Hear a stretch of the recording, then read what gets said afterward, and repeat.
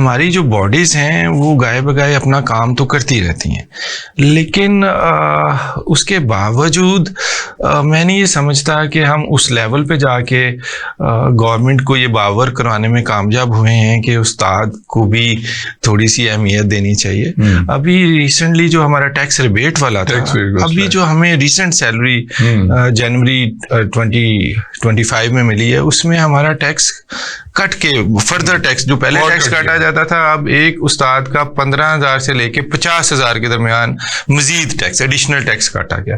अच्छा, अब इसके अंदर हमारी एसोसिएशंस ने भी लेटर लिखे, हमने खुद भी डिमॉन्स्ट्रेट किया, हमने कन्वे भी किया, लेटर मिनिस्ट्री को भी लिखे, फाइनेंस मिनिस्टर को भी लिखे, लेकिन अभी तक जो है वो कोई उसके ऊपर कोई जवाब नहीं आया। मतलब अभी हमें नहीं पता कि फरवरी की तनख्वाह के अंदर भी ये कटेगा या नहीं कटेगा, हम अभी।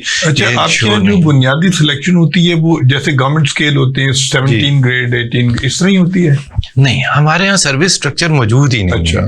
हमारे यहाँ जो लेक्चरर हैं वो 18 स्केल में है, असिस्टेंट प्रोफेसर 19th में और सो ऑन। अब हमारे यहाँ मसला ये है कि जैसे अगर मैं असिस्टेंट प्रोफेसर हूँ, मुझे अगले ग्रेड के अंदर जाना है, तो मुझे पहले तो इंतजार करना पड़ेगा कि एक सीट मेरे लिए या एक सीट क्रिएट की जाए। वो हमारी फाइनेंस बॉडीज हैं डिफरेंट, वहाँ से वो क्रिएट होके आती है, फिर उसके बाद उसको ओपन कर दिया जाता है हर किसी के लिए। अब वो लोग जो बाहर बैठे हुए हैं उनके पास ज़्यादा फैसिलिटीज़ हैं, हमारे जो स्टूडेंट्स हैं जो अभी फ्रेश 3-4 साल पहले गए हैं वो ज़्यादा फैसिलिटीज़ की वजह से सुपरसीड कर जाते हैं। दूसरा मसला ये है कि जो सिलेक्शन क्राइटेरिया है वो ठीक नहीं है। मतलब हमारे यहाँ कुछ फॉरेन रिव्यूअर्स को सिलेक्ट किया जाता है और उन फॉरेन रिव्यूअर से रिपोर्ट्स बनवाई जाती हैं, और ये एक वाहिद क्राइटेरिया जिसके ऊपर ये तय होना है कि मुझे अगले ग्रेड में है या किसी और को जाना है।